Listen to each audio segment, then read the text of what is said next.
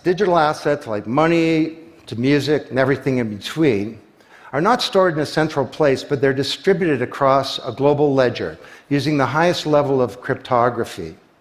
And when a transaction is conducted, it's posted globally across millions and millions of computers.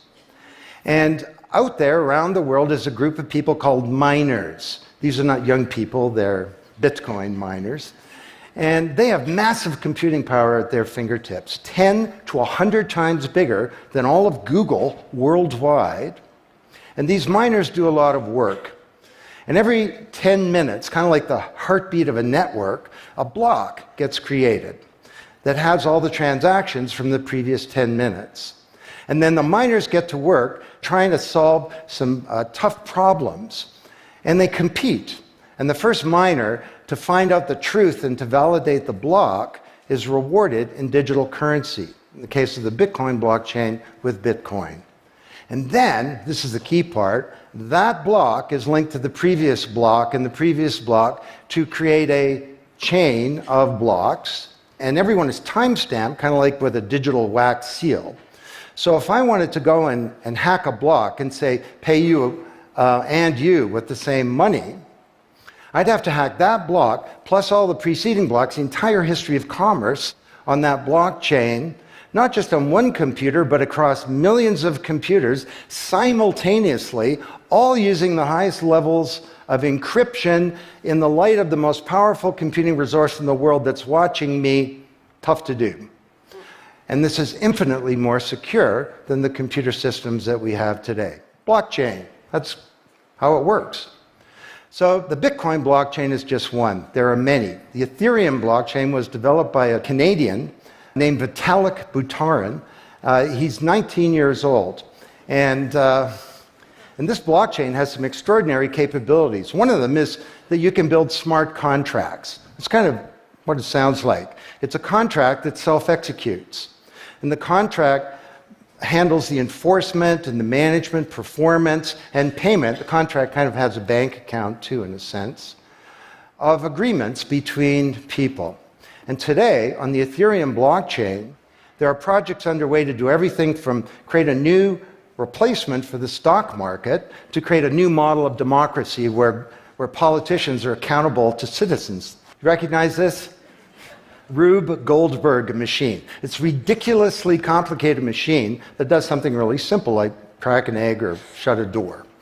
Well, kind of reminds me of the financial services industry, honestly. I mean, you tap your card in the corner store and a bit stream goes through a dozen companies, and each with their own computer systems, some of them being 1970s mainframes, older than many of the people in this room. And 3 days later, a settlement occurs.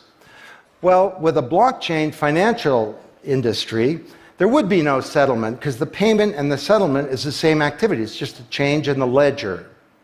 Annalie Domingo is a housekeeper, and she lives in Toronto, and every month she goes to the Western Union office with some cash to send her remittances to her mom in Manila.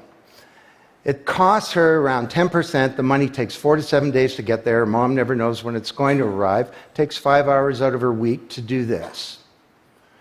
6 months ago, Annalie Domingo used a blockchain application called Abra. And from her mobile device, she said $300 went directly to her mom's mobile device without going through an intermediary. And then her mom looked at her mobile device, and it's kind of like an Uber interface. There's Abra tellers moving around. She clicks on a teller that's a 5-star teller. He's 7 minutes away. The guy shows up at the door, gives her Filipino pesos. She puts them in her wallet. The whole thing took minutes, and it cost her 2%. This is a big opportunity for prosperity. The most powerful asset of the digital age is data. And data is really a new asset class, maybe bigger than previous asset classes like land under the agrarian economy or an industrial plant, or even money. And all of you, we create this data. We create this asset. And we leave this trail of digital crumbs behind us as we go throughout life. And these crumbs are collected into a mirror image of you, the virtual you. And the virtual you may know more about you than you do, because you can't remember what you bought a year ago or said a year ago or your exact location a year ago. And the virtual you is not owned by you. That's the big problem. So today there are companies working to create an identity in a black box. The virtual you owned by you. And this black box moves around with you as you travel throughout the world, and it's very, very stingy. It only gives away the shred of information that's required to do something. A lot of transactions, the seller doesn't even need to know who you are. They just need to know that they got paid. And then this avatar is sweeping up all this data and enabling you to monetize it. And this is a wonderful thing, because it can also help us protect our privacy. And privacy is the foundation of a free society. Let's get this asset that we create back under our control. There are a whole number of creators of content who don't receive fair compensation. Take music.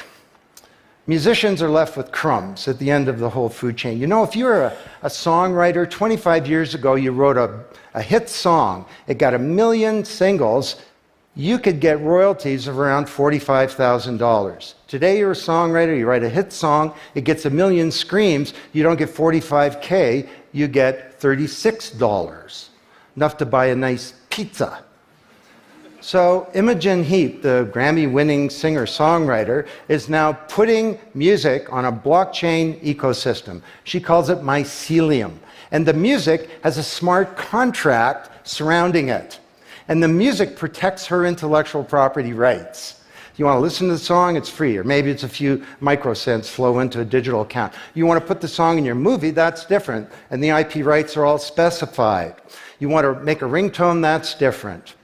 She describes that the song becomes a business. It's out there on this platform, marketing itself, protecting the rights of the author, and because the song has a payment system, in a sense a bank account, all the money flows back to the artist, and they control the industry rather than these powerful intermediaries.